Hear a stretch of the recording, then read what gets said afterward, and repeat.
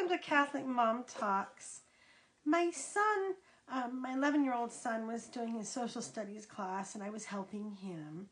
And I heard a story I had never heard before, and it was King Tut, right? And they were talking about the different items they found in the burial chambers that he had wanted to take into afterlife with him, right? And they found, I don't know how many pairs of shoes, maybe 80 pairs of shoes, right? But there was one pair of shoes that he had that had his enemies drawn on the bottom of them. And this was so that he could crush them or step on them even in the afterlife. And I thought, wow, that is like holding a major grudge, right? Taking it all the way with you to the grave, right? And I'm hoping that I will not be like that, you know? I mean, I go back in and I ask the Lord to forgive me, right, for some of the people that have hurt me in the past. But I don't want to carry that with me, right? I don't want to carry that resentment or that anger with me to my deathbed. And so many times people are not aware of it, right? But they stay angry with someone. Maybe somebody that was supposed to love them that didn't love them correctly, right? Well, my thoughts for tonight, right? Trying to forgive, trying to let go, trying to see past the damage, right? And I think that takes a little bit of work on our part. It takes prayer, and it takes a decision, right? Because you may still be mad at them, right? And they may have it coming in spades, right? And maybe they did really, really hurt you, right? But anger is a feeling, right? Forgiveness is a choice. You have to choose to forgive, right? And that's a big step, right? And Jesus says, you know, how many times do you have to forgive someone? They asked him, and he said, well, 70 times 7, right? 70 times 7.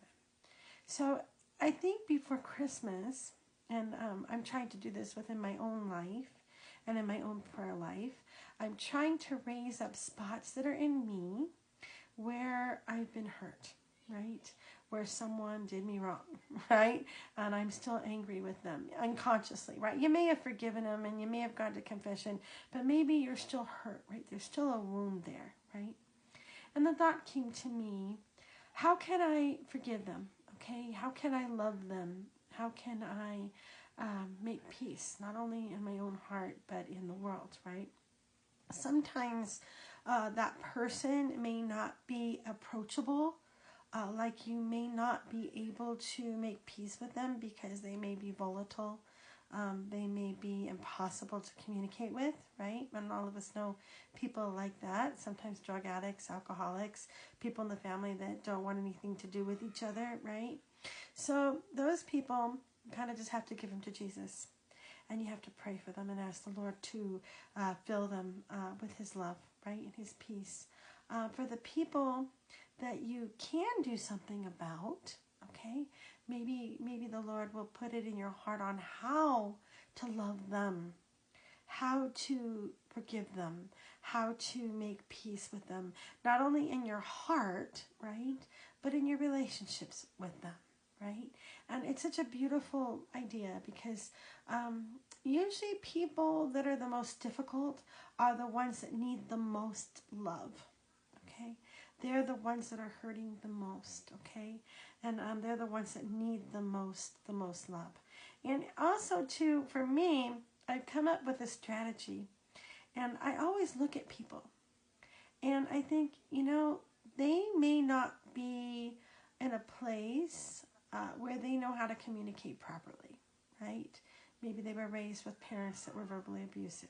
Maybe they learned how to blame people instead of have a conversation or communicate with them. They may not have the tools necessary to make the kind of peace that you need, right? So how can you love them? Okay? How can you love them? How can you love the most difficult people in your life? Well, I don't know. I don't know. You have to ask Jesus that question because each person is so very different.